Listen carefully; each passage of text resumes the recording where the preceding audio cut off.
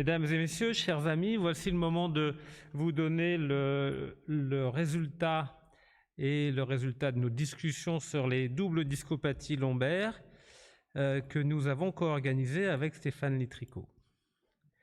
Alors, on sait tous que la chirurgie de la lombalgie reste très controversée. Entre nous, on a des certitudes, des interrogations, mais si on sort du domaine des chirurgiens, eh bien, que ce soit dans les revues scientifiques de plus haut niveau ou même dans la littérature généraliste grand public, on voit que ce traitement de la lombalgie reste très controversé. On n'hésite pas dans le Lancet à annoncer que les interventions chirurgicales sont le plus souvent infondées et que les bénéfices de la chirurgie sont superposables à ceux d'une prise en charge non chirurgicale. Il y a bientôt 50 ans, le maître de mon maître, Debert, avait co-organisé un symposium, comme on le fait aujourd'hui, sur la chirurgie d'arthrodèse à l'époque, et non pas de prothèse, de la lombalgie. Et vous voyez que leurs conclusions étaient assez formelles. Une forte proportion des lombalgiques opérés continuent à souffrir et conservent leur invalidité fonctionnelle. Le but n'est pas atteint. Mais on peut espérer que, grâce à l'IRM, qui n'existait pas à l'époque, nous avons progressé. Il reste néanmoins un réel problème décisionnel. Je vous pose la question, essayez d'imaginer combien de rhumatologues vous ont adressé un lombalgique pur ou prédominant pour que vous l'opériez en 2019. Eh bien, moi, j'ai fait cette statistique. La voilà. 55% des patients qui m'ont consulté pour une lombalgie venaient par eux-mêmes, par un voisin, par un ami, par un collègue que j'avais opéré. 24% par un médecin généraliste. 9% par un rhumatologue, 8% par un rééducateur et 4% par un kiné chiro-ostéopathe.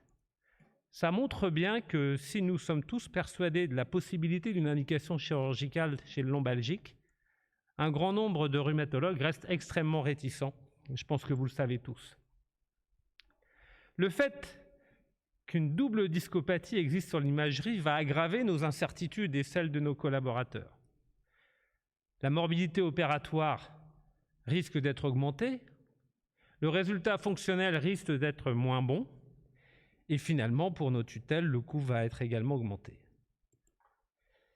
D'ailleurs, comme vous le savez, l'HAS avait initialement limité l'indication des arthroplasties dans le décret de 2011 à un seul disque qui devait être opéré par arthroplastie, confirmant que la double atteinte était une inquiétude quant aux résultats de nos interventions. Et en effet, l'existence d'une double discopathie est le témoin d'un terrain génétique défavorable pour les disques adjacents. Et si beaucoup de séries nous ont montré des segments adjacents qui étaient dégénérés après des arthrodèses, eh bien c'est peut-être aussi parce que ces patients avaient un terrain génétique qui favorisait ces dégradations. Regardez cette IRM, elle paraît assez banale, somme toute 2 disques noirs avec un bulging. Mais si vous regardez plus en détail, il s'agit d'une patiente qui a 22 ans. Avoir 2 disques comme ça à 22 ans, quand on pèse 55 kg, qu'on fait du sport et qu'on a un travail de bureau, témoigne très certainement d'un problème génétique. D'ailleurs, ce problème génétique, il a été démontré. Il y a déjà 16 ans, en 2004, a été publié dans Spine l'origine génétique aux alentours de 75% dans la responsabilité de la survenue d'une discopathie.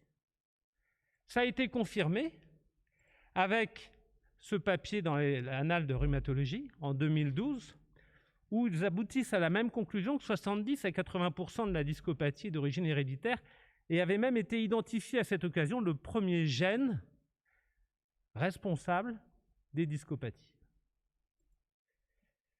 Alors, nous allons vous exposer nos résultats et essayer de comparer les différents choix thérapeutiques qui ont été faits pour essayer d'en tirer des infos afin, d'une part, d'affirmer peut-être qu'effectivement les 2 disques sont symptomatiques, mais on peut également espérer incriminer un seul des 2 étages pour en simplifier la chirurgie.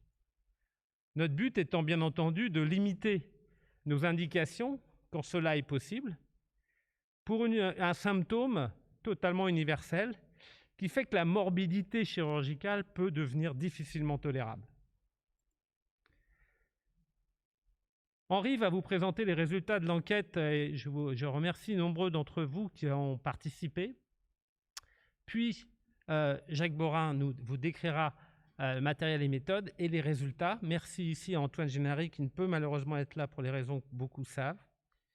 Puis nous vous présenterons les différentes solutions chirurgicales, montage hybride, alive versus postérieur, double prothèse qui ne fait pas partie de cette série du symposium mais qui nous paraissait nécessaire de vous rapporter. J'essaierai de donner un début de conclusion sur une comparaison des 1 ou 2 disques opérés avant que Stéphane Tricot conclue sur ce symposium.